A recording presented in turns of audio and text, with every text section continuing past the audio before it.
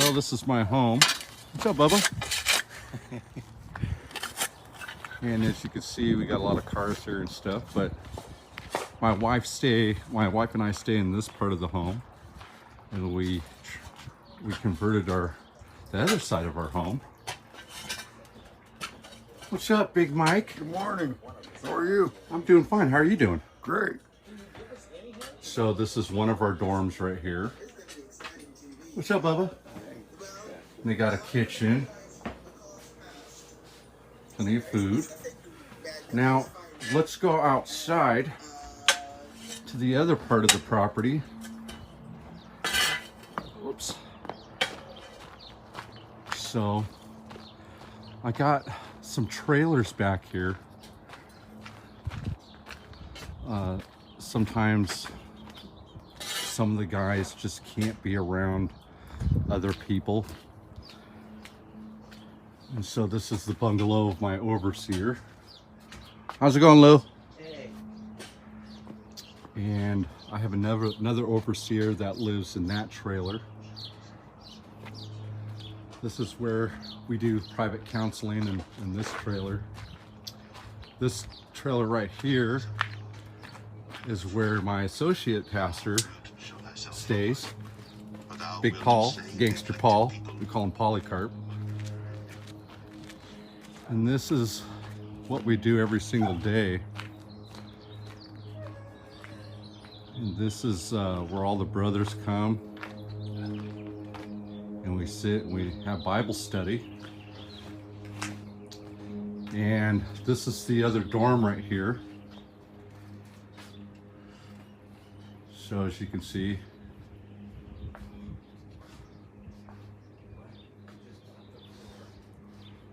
It's all right. Come up again. No.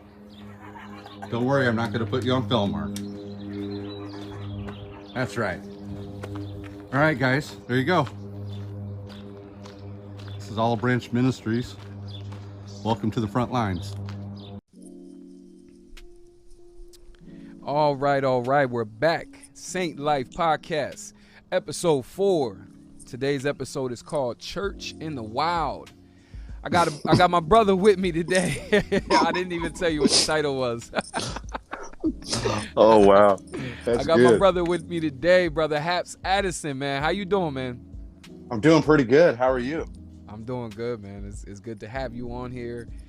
You're my second guest on the podcast, and I just felt like when me and you were talking, you hit me up and said, yo, you guys should do an episode in the basement on mental health and how it's affected the church with COVID going on, and so many people are suffering. And I was like, you know what?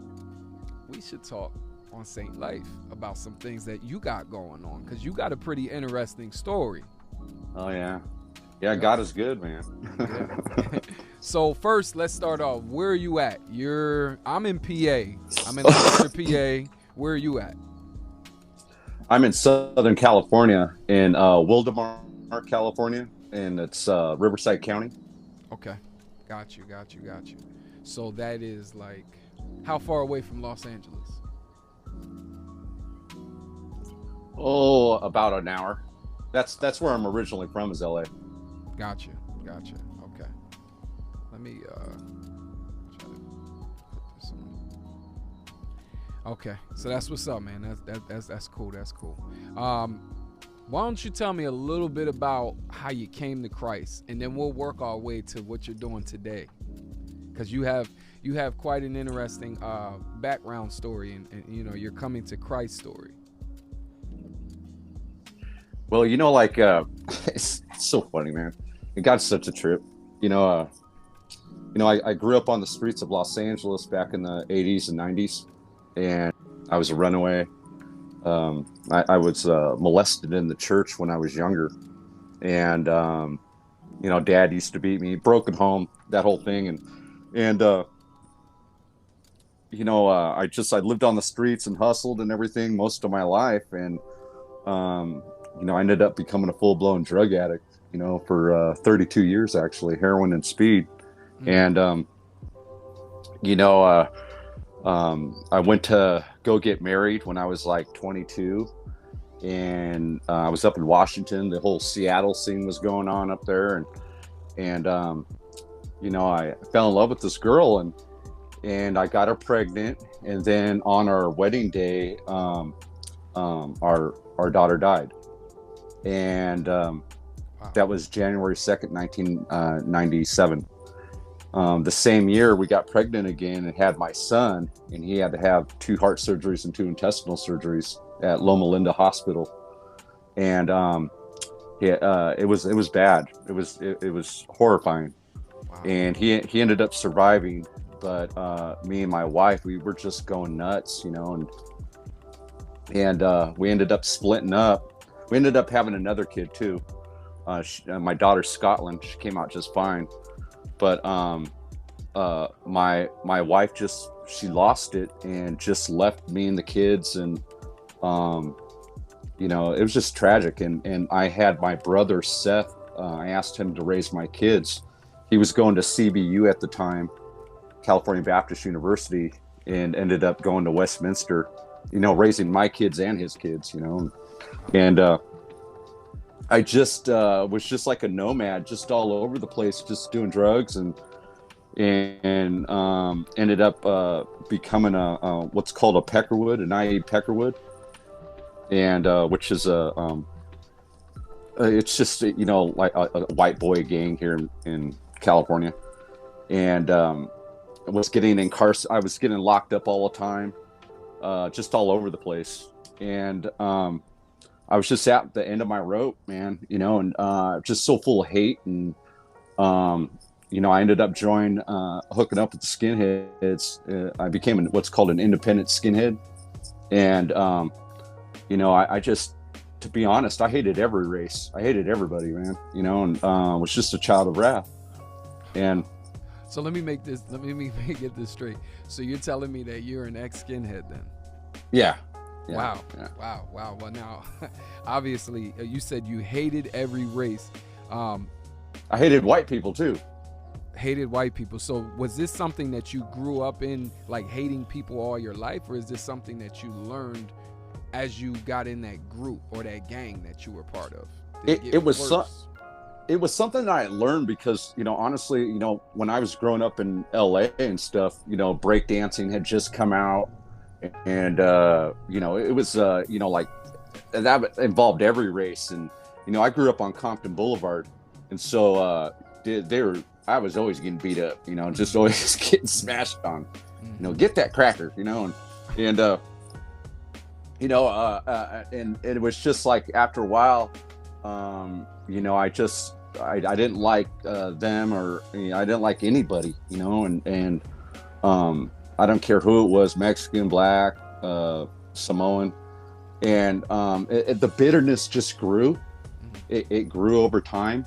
And then when you get incarcerated, everything is segregated. And so, I mean, right from the get-go. And the whites go with the whites, blacks with blacks, Mexicans with Mexicans. And so, and then when you start putting in work for the Peckerwoods, then you kind of like go up in rank. And then that's when I started hanging out with the skinheads, and they started teaching me. It's a book that came out by David Lane called 88 Precepts, and 1488 it's a long story, and so that's when I started getting indoctrinated with the skinhead belief. Wow. So what are some? I mean, we don't have to get too deep into it if you don't remember everything, but what are some core doctrines or core beliefs, or, you know, what are some of the essential worldview beliefs of being a skinhead, at least in that? Well, yeah. Well, they don't consider themselves racist. They consider themselves separatist, okay. You know, and that's the core doctrine right there. And also not to believe in a weak God that had to die on a tree for your whatever, you know, and they just were totally anti-Christ, you know. But either a lot of it's more naturalist, and you go into different families and they all have different beliefs and everything, but it's basically sticking with your own race and reproduction with your own race and stuff like that. So there is a belief that you, being white, are superior. Yes. Okay. Now, is that all white people? Because white people come from all over the place in Europe. Oh, yeah. Yeah. Like Yeah, as a it's, white person, you know, just feel more. You felt more superior as a white person, or was it because maybe you had, I don't even know, like German background or something like that? Oh no, I'm a mutt, man. You know, like Okay, I all you know, it's just but I got blonde hair and blue eyes, so Okay. you know, it's just like. So that's. But yeah, you have neo Nazis, and then you have Odinists that go really into the Scandinavian religion, Right. like Thor and Loki and all that kind of stuff. Yeah. Okay. Wow. So you were doing that. You were part of that. You were in that lifestyle for how long? Let's see, I was a Peckerwood from the time I was 18 to about 29. On. And I thought you were gonna say like 21, 23. no. And then I was a skinhead from about 29 all the way up until I was like 41 or 42. Wow, man. And how old are you right now? Just to put it. I'm 48. I'll be 49 in August. Wow, man, that's crazy. So you spent a good portion of your life being consumed with hate for others, then. I hate for everything, man. Just hated my life. I hated everything, you know. Mm-hmm. Everybody. And especially if you were a Christian, I just wanted to wipe the smile off your face, you know. Mm-hmm. You know, I didn't like what they had. Yeah. So the message of You the know? gospel was not only offensive, but it was disgusting and repulsive. Honestly, I never heard it. Okay. Wow. I never heard it. Christians being Christians, you just couldn't stand that. Yeah. Okay. Just couldn't stand it. They had something I didn't have. They had peace. Right. That's crazy. So what happened? What changed in your life? What brought the change? Did you come across a black Christian that spoke the gospel to you? No. What happened was I was just broken, man. I was just broken, and I went back to my hometown. I'm from Bellflower, California, and it's LA County. And I grew up on Compton Boulevard. It's now called Somerset Boulevard. And I went and I hooked up with the girl next door. You know, the one I was brought up with and everything, and was totally just conning her, lying to her. She's like, "So, do you know about Jesus?" I'm like, "Oh yeah, sure, man. You know." Just saying whatever it takes, huh? Whatever it takes, man. I'm willing. You know, and I had no idea she was a hardcore missionary to China and Korea, and her whole family were. Had no clue whatsoever. And so I conned her into marrying me. And totally, because she had a job. She, her mom and dad, they owned their own house and stuff like that. And I was at the end of my ropes, and just totally, and I'd always see her reading her Bible and praying, and it was just something attractive. I don't mean sexually, but just something. It was. I can't explain it, and then she got really got a real education on my drug addiction and my anger. And then I started abusing her physically, mentally, emotionally, spiritually. I used to pick up Bibles at her and throw them at her and say, "Where's your God now, woman?" What made her stay with you in the middle of all of that? You know what? You want to hear something crazy, man? Is that she never went to her parents and complained. She never badmouthed me, but she'd sit and she'd sit and pray, and yeah, awesome woman, man. Absolutely, that's a blessing, man. That's a blessing. Oh man, dude, somebody like that. Oh, and she'd always when I'd finally go to sleep, she'd play the Psalms at night, so that because I used to have night terrors, and it was the only thing that would make me sleep. and she just had this joy and love for Christ I've never seen, you know. Sorry. No, you're good, bro. Man, listen. You know. That's what women would do. That's how God will use women in our life, man. So it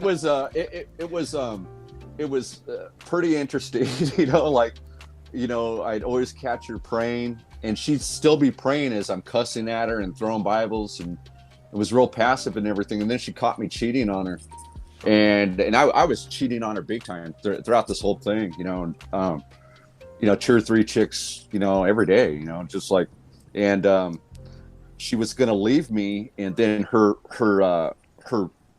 work called. She used to work for Aaron Brothers out in Temecula, and they called her up and they said, I mean, right when she was just leaving me, they called her up and they said, hey, we're transferring you to the Long Beach Center at Aaron Brothers, and you got to be there for like the next 3 months. And so she looked at me, and she had this look on her face that it just wrecked me for a second. I was like, dude, I'm destroying this chick's life, man. And she looked at me, and I was like, I don't know what to do. And she goes, pack all your stuff. We're going to my parents' house, and because that's right next to Bellflowers, Long Beach. Right. And so we go and we stay there for like 3 months, and I'm not doing any drugs. I'm coming off drugs. Her dad taught creation science, and her mom was a biblical linguist. I mean, they were hardcore Christians, man. You know. Sounds like it. And she was a missionary. They were all missionaries, you know. Wow. In fact, they were all going to live in China and build tents for a living. Wow, we're gonna have to get into that a little bit later. I definitely have questions on that one right there. Just your wife's story, but go ahead, man. Oh, yeah. I didn't mean to cut you off. Oh no, that's all right, man. But and so I thought, hey, man, if I just stay off of drugs and I go to church, I'm a Christian. Mm-hmm. You know, if I just say this prayer, you know, if I turn on TBN, you know, or whatever, you know, and so my wife, I was off of drugs, and now all of a sudden I think I'm a Christian. You know, I got the lingo down. You know, I've been watching television and all this kind of stuff, but there was no heart transplant, you know. And so what happened was my wife and I came back here to Wildemar, and she made me start going to this thing called Celebrate Recovery, which is a joke. You know, I've been to all of them out here, and no one ever tells you the gospel in these places. You know, nobody ever tells you, you know. A lot it's of like self-help. Oh yeah, a lot of self-help, you know, a lot of works-based salvation stuff. And so I came back, and everybody was so shocked that I was a Christian, you know, mm-hmm. that this big old church was like trying to put me up on a pedestal. Mm-hmm. And they told me to get all the drug addicts I know and bring them to my house, and we were going to have a Bible study. And I was like, you think that's a good idea? You know, right. you know, and so it wasn't a good idea at all, because they, you know, all the people wanted me back into selling drugs and doing drugs and living that lifestyle. And so they'd leave drugs in the couch and stuff like that. And for a while, you know, I can put it away and throw it away and stuff. But then my best friend hung himself, and it kind of wrecked me. And I found a glass pipe in my couch, and I smoked it. And I felt bad for doing it. So I called up this church, you know, it's the biggest church in town, and the pastor and the assistant pastor, and they came over here, and then they proceeded to tell me how I lost my salvation. Oh, wow. And I was like, well, could you help me find it? You know, like, is it under the couch? Yeah, that's encouraging. They're supposed to come with a message of hope, and it's more like a message of hopelessness. Oh, yeah. And so, man, and I was just screaming at them. I was like, this is a bunch of nonsense. And, you know, and you guys, and I was using every curse word you could think of. And they're like, we're never coming here again. I was like, good, you know. And so, you know, and so they took off, man. And I went out on a sick one. I just started slamming because I was an intravenous user. You know, I used to slam dope. Oh, wow. And heroin and speed, they're called goofballs when you mix them together. heroin and speed together. And it was like a couple weeks later, and I stroked out, you know, and I had to go into rehabilitation and speech therapy and all that. Couldn't use the left side of my body, and I couldn't speak. And it was so funny because when I remember the first thing I thought of was like, oh no, how am I going to confess my sins with my mouth? You know, like, It's oh, crazy no. the stuff we think about. I know, dude. I was like, oh no, you know, and I actually went from I weighed about 215, 220, right around 225. I went from that to 140 pounds, 142 pounds in 1 month. Wow, and you look pretty tall. How tall are you? I'm 6'2". Yeah, so to be 6'2" and 140 is crazy. Yeah. But and then I looked like death, dude. My skin was turning gray from all the drugs I was doing. And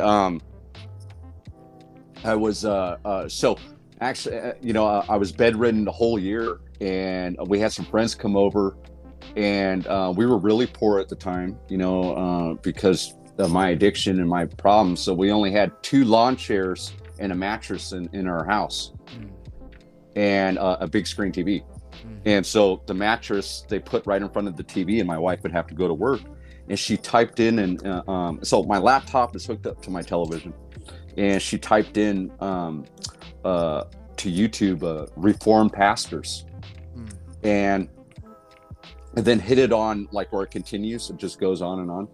Right. And a church named Apologia Church popped up, and a guy named Jeff Durbin, and he wouldn't shut up. He just kept going on and on and on. And it was like driving me nuts. I'm like, I felt like God was trying to pick a fight with me. You know, like I was like, are you assaulting me right now? You know, like leave me alone, dude. And it was, I was fighting it so bad, you know, and then I heard the gospel.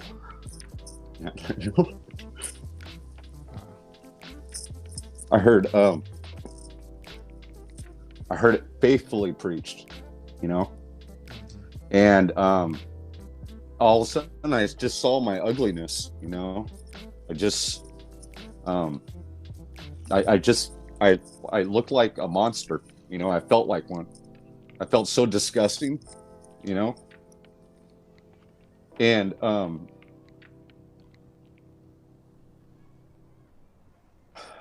then he gave me peace. I believed. He gave me peace that is a peace you can't put into words. It's undescribed. You just can't describe it, you know. But you remember. And oh yeah, man, I remember, dude. It regenerated me. He regenerated me. It was like this. This is how it felt like. It felt like I keep hearing all these people, and this is what led me into Reformed theology, by the way, is that I kept hearing all these people saying, it's your choice, you make this choice. And it wasn't like that with me. And I have to tell people, it felt like somebody had knocked me down, and it was like this, hey, check this out. This might sting a little bit, but I'm about to do open heart surgery on you, and I'm about to give you a new heart. Sit back, this is going to sting a little. It was like that, you know, and it was just like that, man, you know.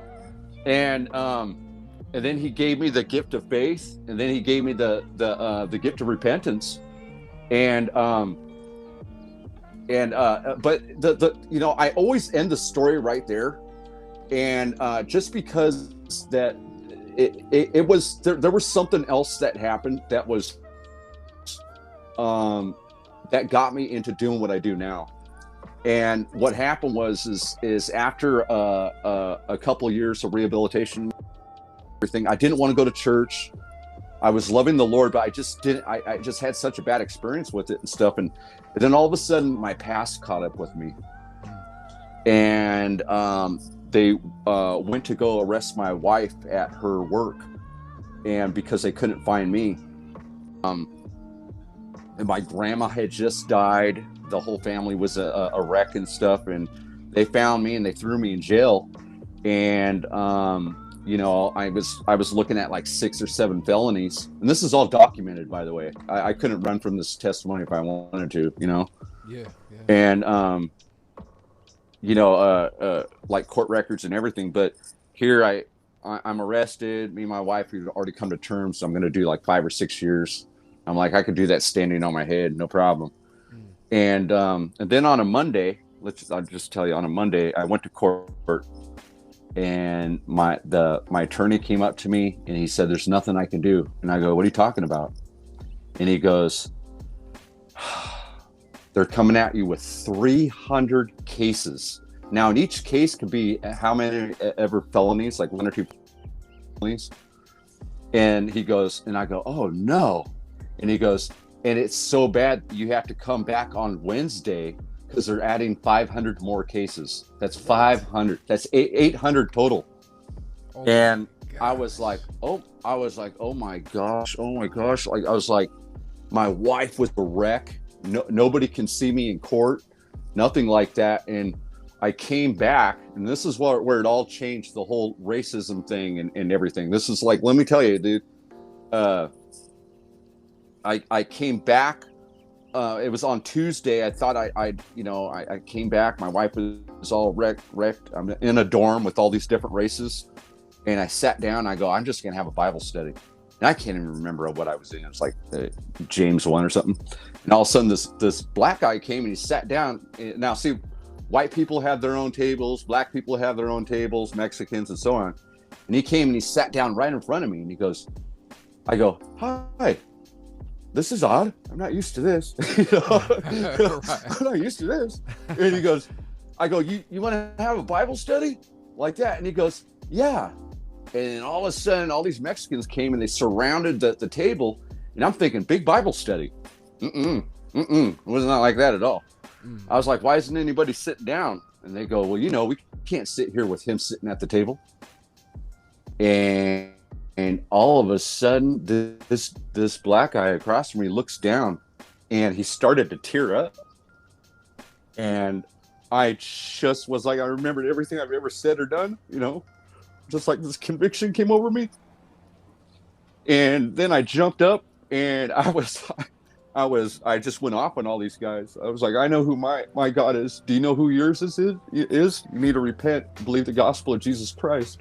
So I went over to the black table and I sat down with him, and I'm looking around like I'm waiting for somebody to stab me, man. And then all of a sudden I look at this black guy and he's looking at me with this big old smile on his face. And I go, "Yeah, let's keep it short and sweet, dude. They're gonna try and kill us, homie. I know these guys, man.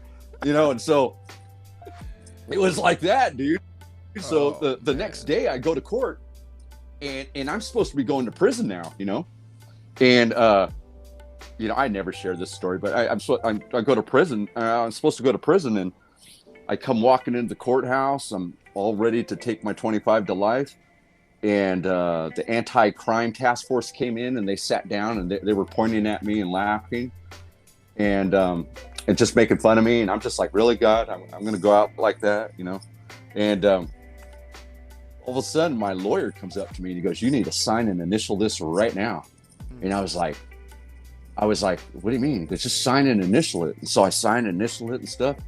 And he went over and he had some talk with the DA, and I don't know what happened, but all of a sudden,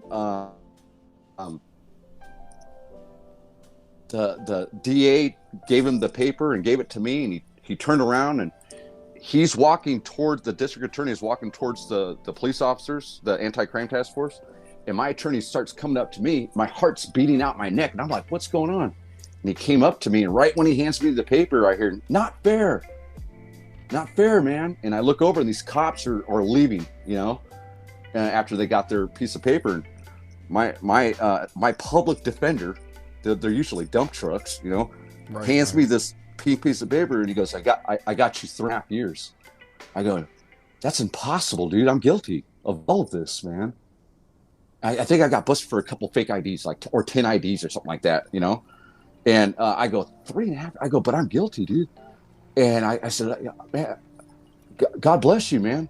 And he put his hand on my shoulder and he goes, "No, God bless you." And I go, "Hey, man, what's your name?" He said, Mr. Cross.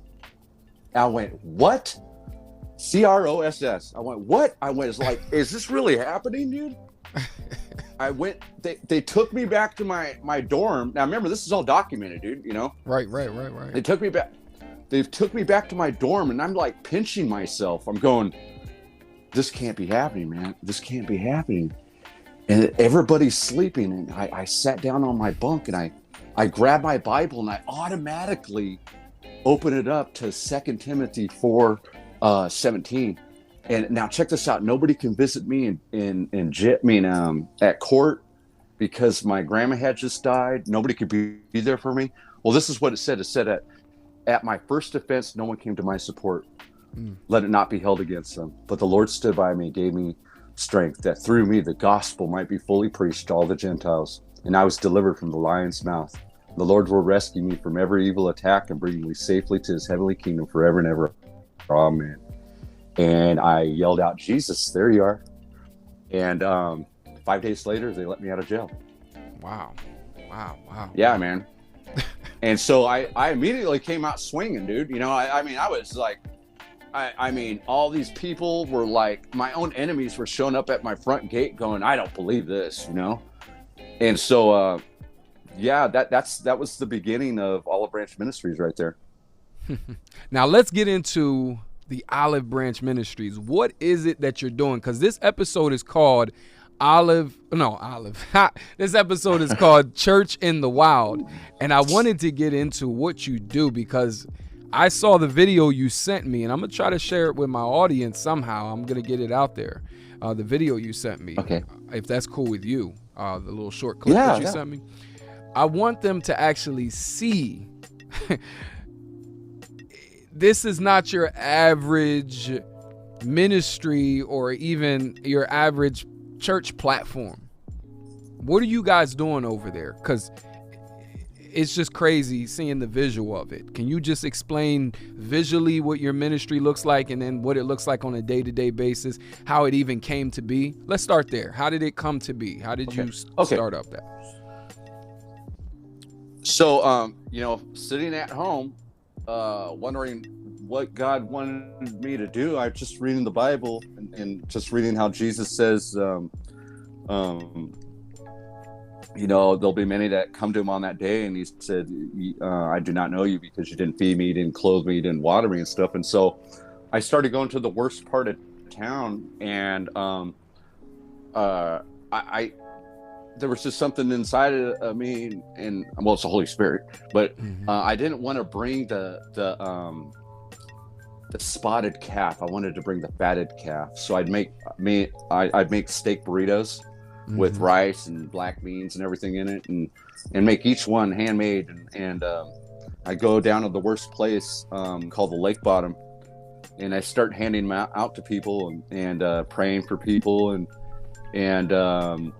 then I just got like this egg crate, and I got up on top of it, and I started preaching the gospel of Jesus Christ. And it went from 5 to 20 to 100 to 165 people. Wow. Every Friday, Saturday, and Sunday I'd go out, and I just go and evangelize, you know, go find God's lost coins. And this was not long into you being a Christian, right? This is right out the gate. Wow. Well, I was studying. It was like his scriptures were just so coming alive to me. I was just reading and reading and reading, and I was taking courses from Moody Bible College, and also CARM, Christian Apologetics Research Ministry with Matt Slick.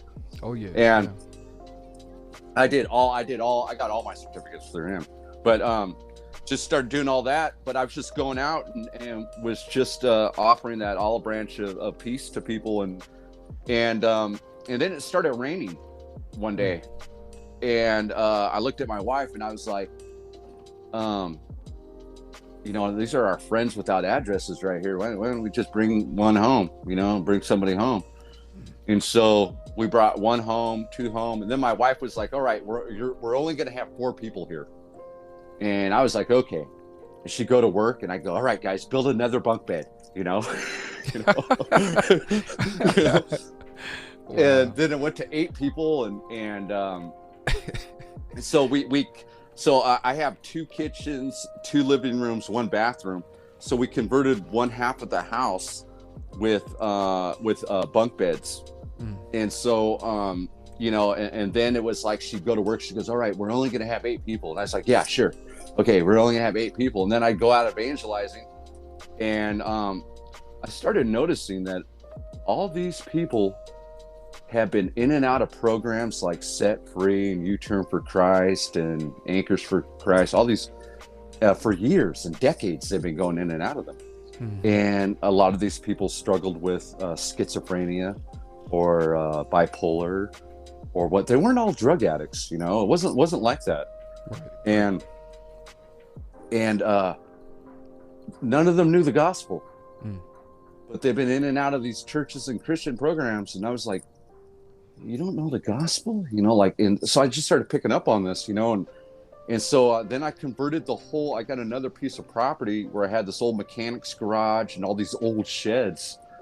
And so I was doing roofing at the time, so helping out with roofing. So I'd save up all my money, and I'd go get like a piece of sheetrock, and then, you know, and then some flooring, and it was just really you know, God built all this. So I started a dorm in my backyard, and filled it up with a bunch of bunk beds and people. And then I was looking for a church to bring people to, you know, because I really didn't know what I was doing. And every single church rejected all of these guys. Wow. They didn't want them in their church. They look funny, smell funny, whatever.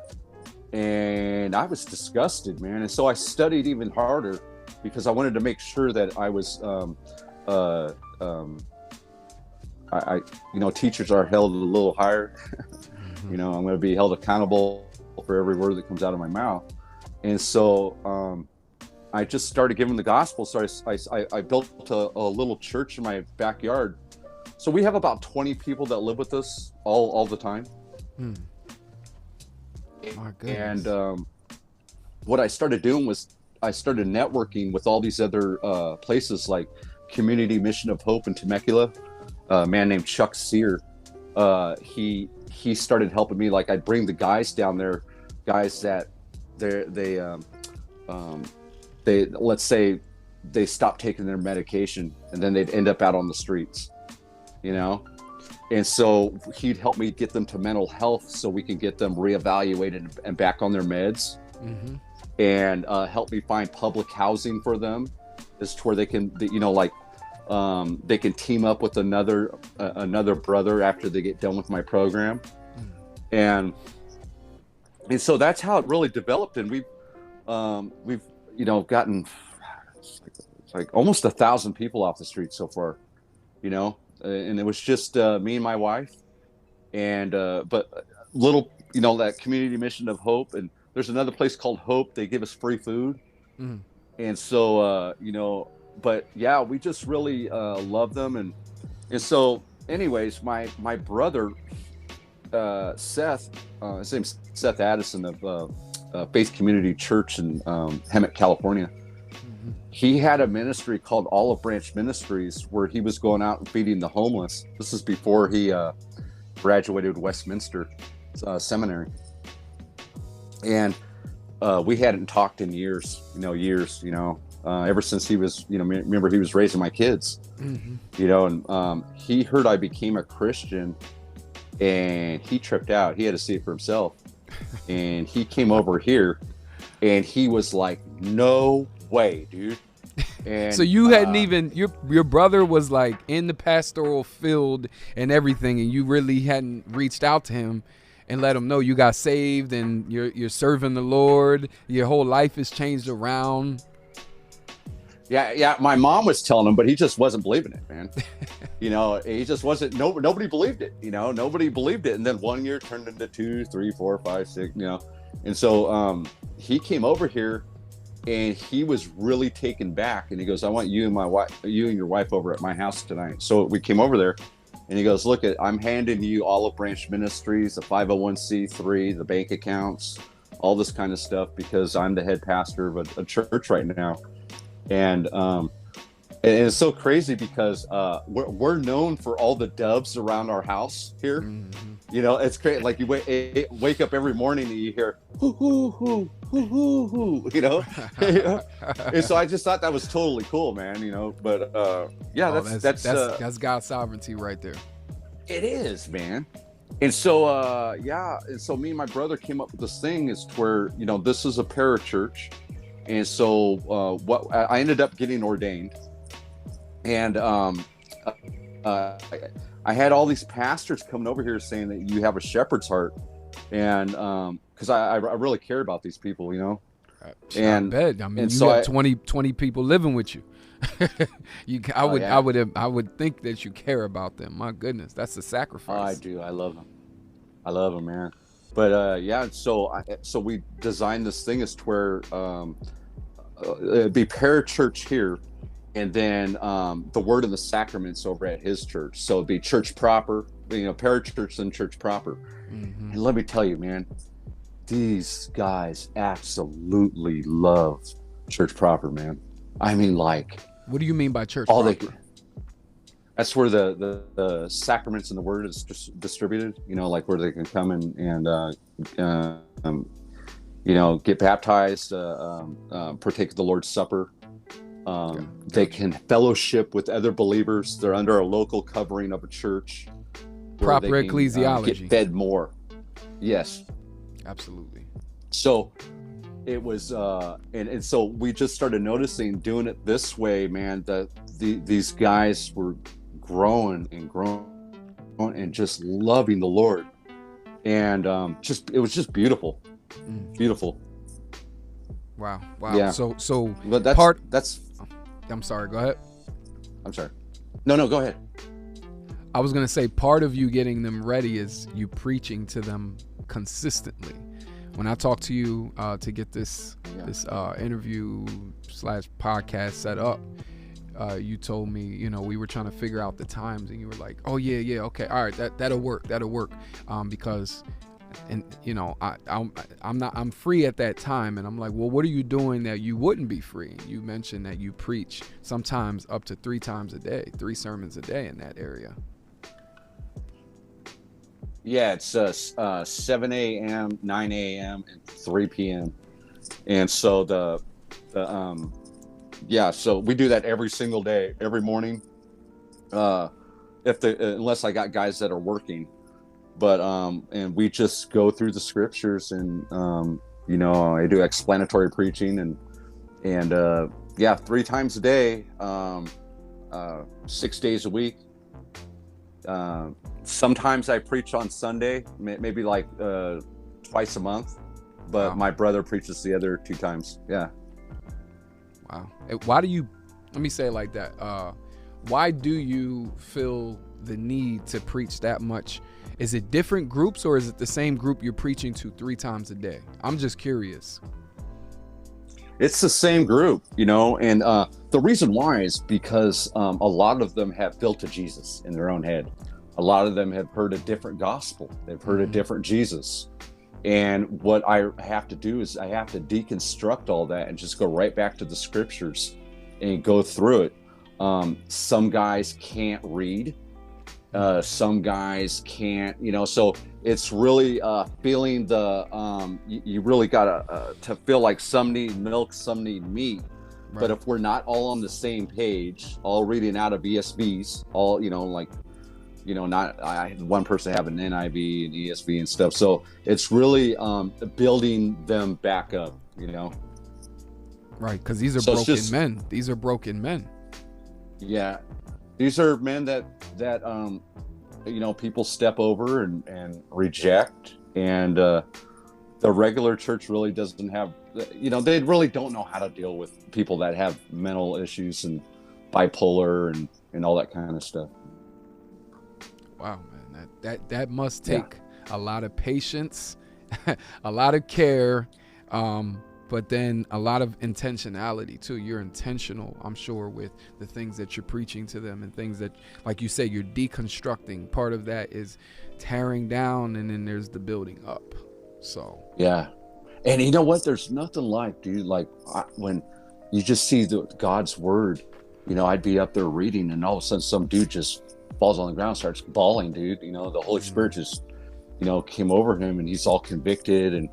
And when you start seeing what the Lord's doing in each one of their lives, it's like, one plants, one waters, but man, let me tell you, only God can make these guys grow, man. And he makes them grow. I mean, we start seeing produce fruit. I'm like, yeah, that's right.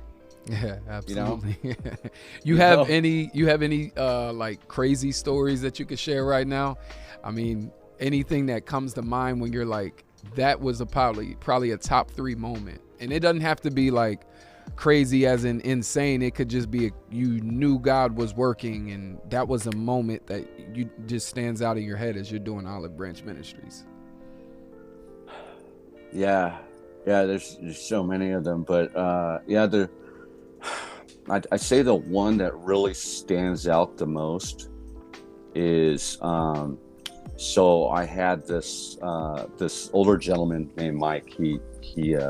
He was at Set Free Men's Ranch over in Lake Elsinore, which is right down the street, and they don't take people that have mental problems, or it's a working ranch, Christian ranch. And this guy is like in his 60s. So they called me up and they say, hey, do you got room? And I said, yeah. And I brought him over here. And this guy, did I tell you this story? You didn't tell me on the podcast, so I'm listening. Oh, okay.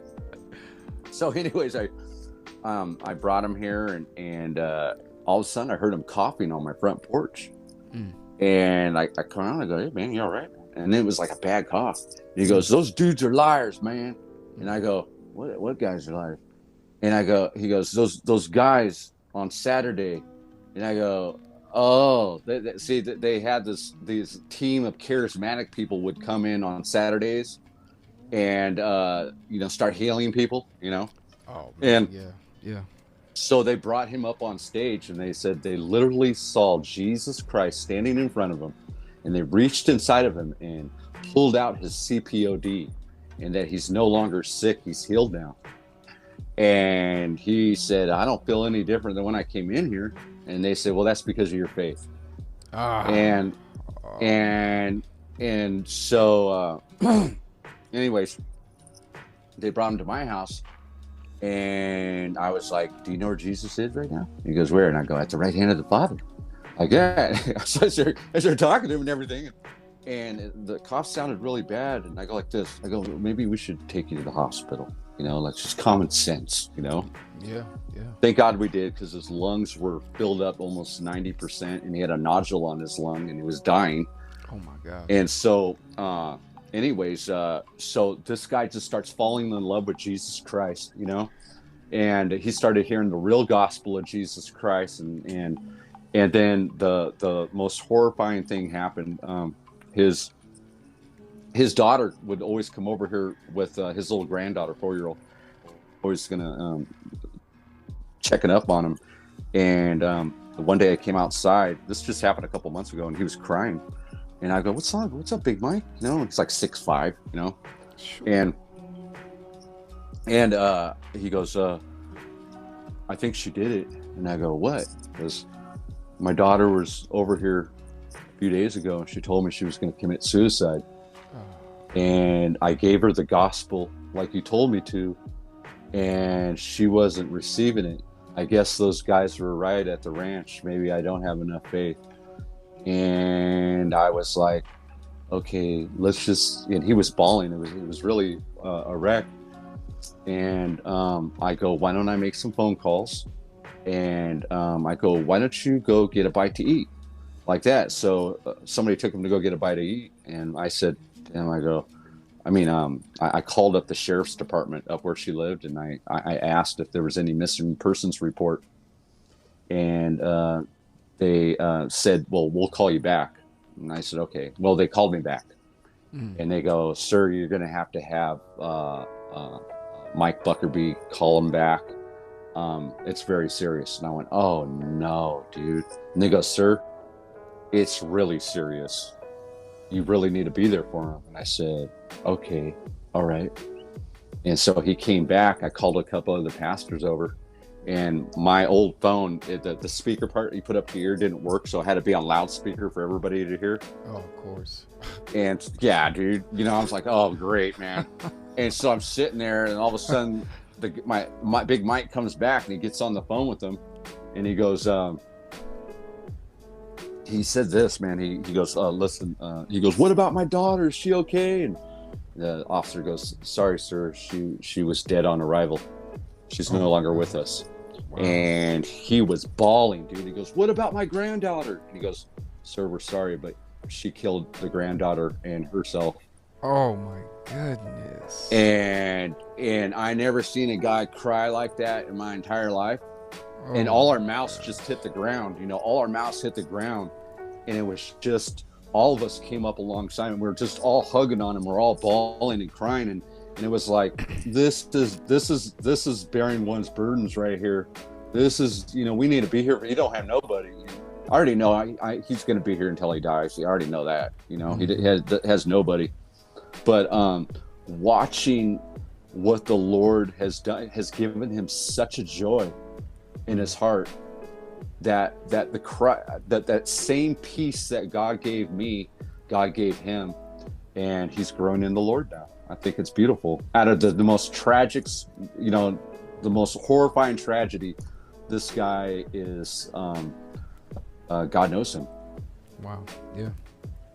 Absolutely. No. Oh man, that's tough. Yeah. I could imagine that you go through. You probably. How does that work for you now, as you are being burdened by everyone else's burdens?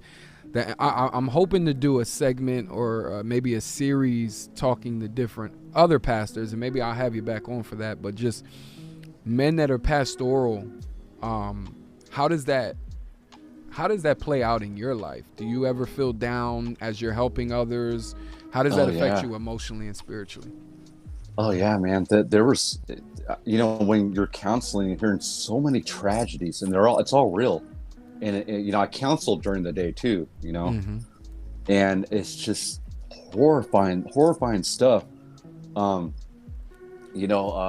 was times, I'll be honest, that I come in at night with my wife, and I'd sit down and I would have a little glass of brandy, Mm-hmm. And I just need to relax right now, Right. And, just had to give that to the Lord and just really bear their burdens. And I started getting sick. I started getting shakes and a pain in my chest. I heard blood rushing in my ears. And I had to get rushed to the hospital, and come to find out I have heart disease. And I got to take blood pressure medication now. Oh, man. And yeah, and so I've actually been on a sabbatical for the last month. I've been just in my bed, and I've only preached twice. But thank God I had other brothers. I had Dana Willie Seipel, Right. flew all the way out here, and he started doing sermons for me and counseling, and other pastors started coming in. So yeah, Wow, man. it takes a lot out of me, man. I could imagine it. I think that's why we see so many times Jesus withdrawing and pulling away from the ministry that was going on, and why many times you see the disciples looking for him. They were constantly like, wait, where's Jesus at? And then they would look over, and they would find him in the corner or in the tuck somewhere praying, seeking the Father, and needing to pull away at times, because I can imagine how vexing that is on your soul to be doing ministry full time. It's tough on me, and I wouldn't say that I'm a chaplain, and I also, I'm pastoral in my church, so I do things like that, but I'm not on Jesus's level. I wouldn't say that I'm in the trenches as much as you are either, over there in California. It's I got great guys around me. I got, the Lord, his burden is light. My wife, my brother Seth has been such an inspiration to me, and when I retreat, I get to go and listen to Wrath and Grace, you guys and other podcasts. That's how I relax. I get it because I need to get fed more. Yeah. I need more. Right. I need that and so yeah, that's what I do. I just constantly stay in the Word. Yeah, and just constant fellowship. And I take one day a week. And I just do nothing but rest. That's when I'm usually going full blown. But yeah. So in those moments, well, I guess in moments like these in your life, I mean, you're used to going out and always being on the go. But when God slows you down, would you say you feel closest to the Lord in those moments? Like, how is your relationship with God? How is it different now than when you were on the go? It's like a lot of arguing now. What do you mean by that? Because I'm not used to resting. I'm not used to taking. I'm just used to my pattern. My schedule and everything, and just having to sit back and just go, all right, you know what? If you want me to rest, Lord, all right, I get it, I get it. Right. And so now it's just really, I don't know, maybe you can understand this, man. But when you're a pastor and you're in your Word and you're preparing for sermons every day, sometimes you just study for the sermons and you don't spend time with Christ. Yeah. And so I think that's where the Lord brought me. It's like, hey, you're not spending time with me. You're just getting prepared for the sermons. That we have to, and so it's almost like all of this has happened. Like you're seeking Him for others instead of seeking Him for yourself. Yeah. And I talked to my brother. Same thing happened to him. It happens to a lot of pastors. Oh yeah. And yeah. And so, yeah, man, it was just like, and so I just dove into the Psalms, and yeah, now I get my quiet time with them. Yeah, no, that's important. I think me and my wife, we try to go on dates regularly, because sometimes I can feel the same way that you just brought up with you and God, like, seeking Him for who He is rather than just needing, to look for truth in the scriptures to make a, to write your sermons. There's times when me and my wife will just sometimes feel like roommates, or we're co-laborers, and it's like, no, I'm married to her. Like, there's real relationship, there's intimacy, there's a real connection that I need to be constantly looking for and building upon. You know what I mean? Yeah, my wife, she's my best friend. I mean, I don't know what I'd do without her. She just, I could just sit here and get counsel from my own wife. Like, I'm feeling this way, or I'm feeling that way, and she gives me solid counsel. And gives me that love. But yeah, we just had we just took a trip clear across country. We just drove clear across country, stopped at Apologia, Jeffrey Rice, nice, Cruciform Ministries, Darren Stidd, all these. We went and we just spent 3 weeks out on the road. Wow, man. We had Got to see y'all. The honor and privilege of meeting Justin Corona a couple months ago when we did the Wrath and Grace conference, and he flew out for the conference and he stayed in Lancaster or whatever, so we got to chill with him. Yeah. If you're ever near the area, you gotta let us know, because we gotta catch up. We gotta like meet in person and get to really chop it up in person, man. Well, do you guys go to G3 at all, or? I mean, Los goes to more of the conferences than I do, but I'll probably start going to more of them. I'm going this year. What were you gonna say? Yeah, you say you're going this year? Yeah, I'm gonna go this year to Jeff Rice's booth. Me and Okay. him, you know, he does the Bible rebinding, Okay. the text. I forget. I don't even know how to say it. Okay. But yeah, I'm gonna go to that. But yeah, man, I'd love to meet you guys, man. Yeah, definitely. That would be dope. I think I got maybe one more question before we close this part out. I did actually have some questions though, that I want to put on a separate video for anyone that is a Patreon supporter. So if you can stay on for a little bit longer after we finish this video, I would like to ask you a few more questions. Sure.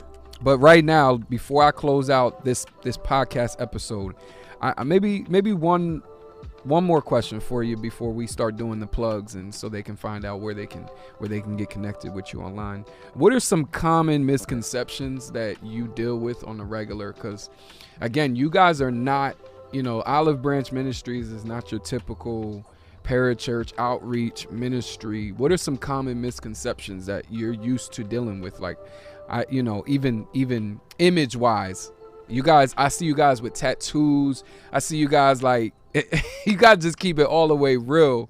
And we deal with some of that stuff over here. Me and Lowe's deal with that. But how's that like for you?